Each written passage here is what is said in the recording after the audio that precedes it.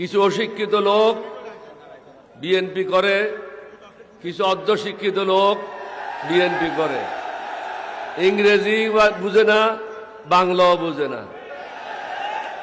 রিভোল্টের অর্থ হলো বিদ্রোহ, স্বাধীনতা ঘোষণা নয়। এটা রেকর্ডে আছে, আপনারা ফেসবুকে গেলে এটা পাবেন।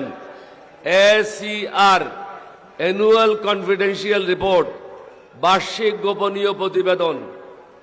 এটা জিয়াউর রহমান প্রথম লিখেছিল 1972-তে এই কুমিল্লা ক্যান্টনমেন্টে।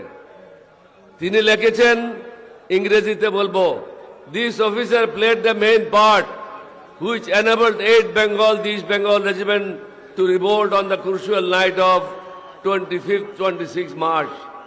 অর্থাৎ 24, 25 এবং 26 রাত্রে গুরুত্বপূর্ণ সময়ে 8ম বেঙ্গল রেজিমেন্টকে নিয়ে এই অফিসার সর্বপ্রথম বিদ্রোহ করে।